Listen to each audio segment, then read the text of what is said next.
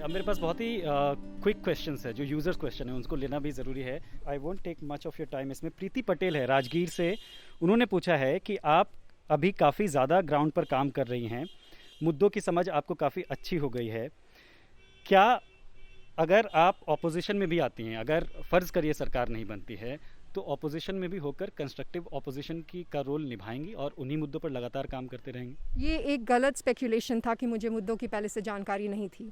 वो इस वजह से था क्योंकि हमारा देश सब्सटेंस पे कम ध्यान देता है और फॉर्म पे ज़्यादा ध्यान देता है। उसको भी मैं बदलने की कोशिश कर रही हूँ। मुझे मुद्दों की बहुत ज़्यादा जानकारी थी, इसीलिए मैं यहाँ आई थी। इनफैक्ट जो मैंने 5 साल तक रिसर्च किया है उसमें मेरा जोग्राफिकल एरिया जो है वो बहुत हद तक बिहार ही रहा है, और मैंने बिहार की जो पॉलिसीज़ हैं जो फेल हुई हैं उसको पूरे वर्ल्ड से कंपेयर किया था। तो मुद्दे मुझे पता थे। मुझे नहीं लगता कि अपोजिशन में जाने की ज़रूरत पड़ेगी। उसका रीज़न मैं आपको बताती हूँ। ये एक politics it's a 5 years thing. 5 साल पे सरकारें बनती है, आपका एक एजेंडा होता है, आप वो लोगों के सामने फ्लोट करते हैं। जो पुरानी सरकारें हैं जिन्होंने उस एजेंडा पे काम नहीं किया है उनको आप सैंक्शन करते हैं। यही प्रोसेस है।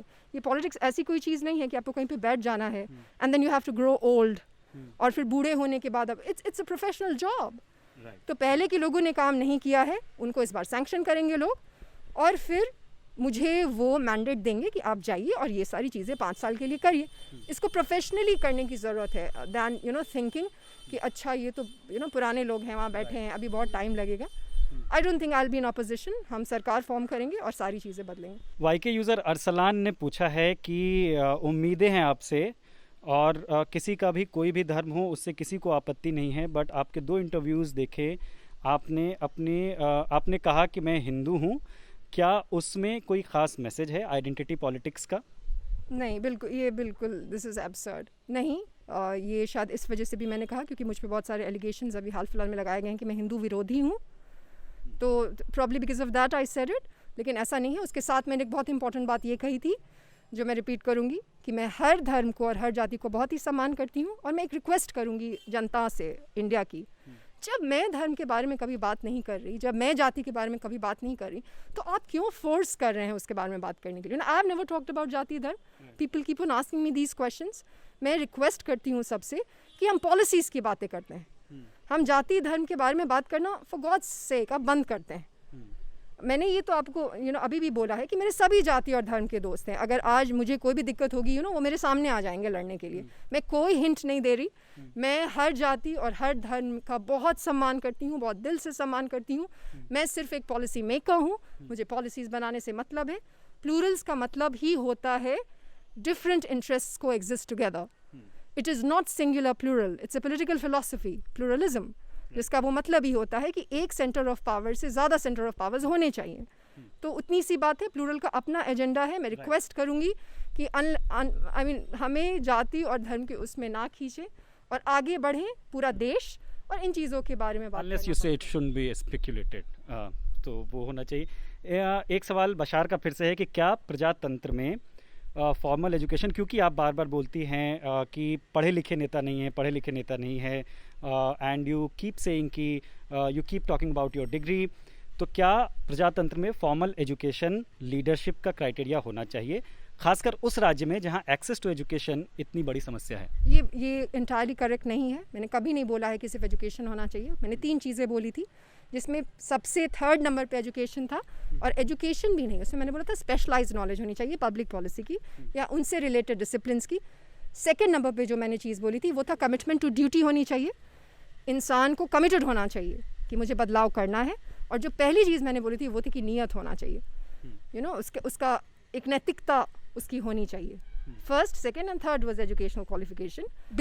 मैं बिल्कुल नहीं मानती हूँ कि आपके पास एजुकेशनल क्वालिफिकेशन सिर्फ होनी चाहिए, लेकिन पहली और दूसरी चीज़ बहुत ज़रूरत है। अगर आपके पास पहली और दूसरी चीज़ है, मतलब कि आप नैतिक हैं और कमिटेड हैं कि आपको बदलाव करना है, तो तीसरी चीज़ तो आप हायर भी कर लीजिएगा। लेकिन जनरलाइज में मेरा विश्वास नहीं है। आई थिंक स्पेशलाइज नॉलेज होना चाहिए।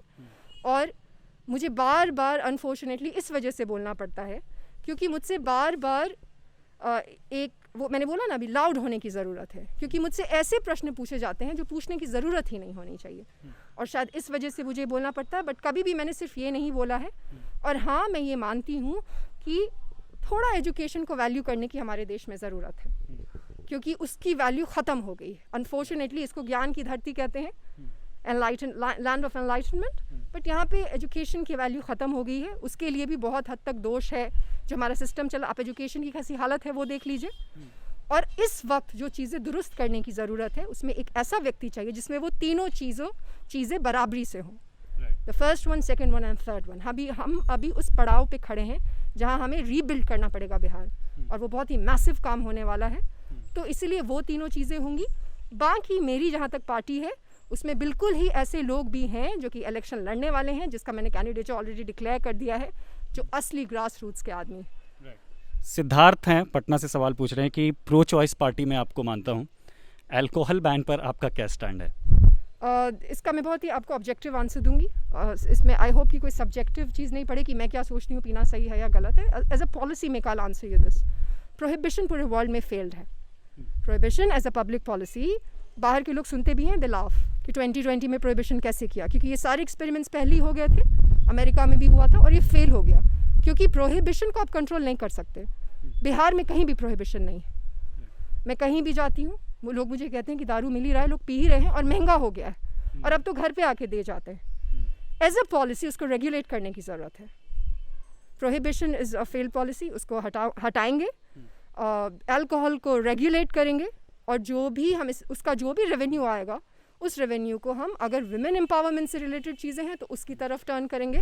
रिहैबिलिटेशन करने की ज़रूरत है. अगर अल्कोहलिक्स हैं जो इस तरीके का डोमेस्टिक कुछ भी क्राइम करते हैं तो उनके लिए रिहैबिलिटेशन लाएंगे. लेकिन प्रोहिबिशन है ही नहीं बिहार में. You know, you getting alcohol everywhere. तो एक आखिरी सवाल है जो कि पटना से या बिहार से नहीं है, दिल्ली से कीरत सचदेवा ने पूछा है. शी सेड कि मैं आपको फॉलो करती हूँ, सोशल मीडिया पर फॉलो कर रही हूँ, बट जब देश में कोरोना इतने हाइट पर है, हम सेकंड लार्जेस्ट इन्फेक्टेड कंट्री बन चुके हैं, ऐसे में I see pictures of yours with your supporters जिसमें सोशल डिस्टेंसिंग ज़्यादा नहीं होती है, तो क्या वोटर्स को और अपने वर्कर्स को आप रिस्क पर नहीं डाल रहे हैं? इसका तो सबसे पहला, शी इज़ एब्सोल्युटली राइट कि हम बहुत ही ज़बरदस्त रिस्क पे हैं. लेकिन उसके साथ एक चीज़ होती है कॉन्टेक्स्ट, वो भी देखने की ज़रूरत है. बहुत सारे ऐसे लीडर्स हैं जिनको अभी लोगों को जागरूक करने की ज़रूरत थी, लेकिन जो वहाँ पे बैठे हुए हैं पटना में, and they are not doing anything regarding this. दूसरी चीज़, I am very sorry to say, लेकिन एक बिहार है और एक दुनिया है जो कि हम कहीं बैठ के देखते हैं. ठीक है, like in drawing rooms, you know, एक फियर है जो एक ग्रुप का है कोविड को लेके. I am very sorry to say, but जहाँ पे हम अभी खड़े हैं जो बिहार है, उसमें कोविड की वजह से एक दूसरा फियर है जो बहुत स्ट्रॉन्ग है. वो ये है that people do not have money, people do not have food. Covid ने उनकी लाइफ पे क्या असर किया है उससे किसी को मतलब नहीं है. आप गाँव में जाके देखेंगे, फर्स्ट ऑफ ऑल मुझे जागरूक करना पड़ता है लोगों को कि सैनिटाइज़र यूज़ करिए या मास्क लगाइए. आप देखेंगे मेरे आसपास बहुत सारे लोग हैं जो मास्क लगा के इस वजह से भी घूमते हैं. एक सिर्फ मेरे जाने से कोविड हो नहीं जाएगा. You need to educate them about it. जो मैं बहुत हद तक कोशिश करती हूँ कि मैं अपने हर भाषण में या every time when I have an interaction with them, I tell them that you need to be safe. I doubt they are following it. मुझे नहीं लगता वो फॉलो करते, क्योंकि उनको लगता है कि ये एलियन वाली टॉपिक है उनके लिए. उनकी समस्याएं बहुत ही अलग हैं. They don't have food to eat. और बाय फूड टू ईट का मेरा मतलब ये नहीं है एक्चुअल फूड. हमारे यहाँ क्रांति इस वजह से भी नहीं होती है क्योंकि कोई भूखमरी से नहीं मरेगा बिहार में, क्योंकि मैंने आपको बोला कि हमारा प्रोडक्शन हमेशा सरप्लस में होता है.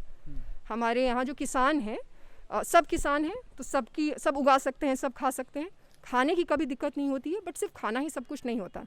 इनफैक्ट मैं कहना चाहूँगी कि हमें गरीबी को भी रीडिफाइन करने की ज़रूरत है. एक क्वालिटी ऑफ लाइफ चीज़ होती है जिसके बारे में यहाँ पे कोई बात नहीं करता, बट क्वालिटी ऑफ लाइफ नहीं है लोगों की. दूसरी प्रॉब्लम्स है लोगों की, सभी माल निरिष्ट हैं इसकी वजह से. तो वो सारी प्रॉब्लम्स उनके लिए इतनी बड़ी हैं कि हम वहाँ पे सोचें ये सारी चीज़ें, which is absolutely fine. But इसमें ये अंडरटोन ज़्यादा आना चाहिए कि हम ऐसी क्या चीज़ें करेंगे कि हम उनको इन चीज़ों के बारे में एजुकेट कर सकें. और वो डेफिनेटली उनको ऐसे ही छोड़ के नहीं होगा. I try to inform them कि ये भी चीज़ ज़रूरी है. और हाँ, I understand I can't control people around me at times. मैं हमेशा उनको, अभी भी आपने नोटिस किया होगा, मैंने उनको बार बार बोला social distancing, but people you can not control. ज़्यादा इंपॉर्टेंट ये है कि मेरे जाने के बाद वो कैसे रहते हैं. और मैं कोशिश करती हूँ कि I can inform them at the same time कि आप वो उससे रहो. Thank you so much, Pushpam, for taking our time and talking to us. And I hope you keep answering the questions of young people like this. Thank you so much.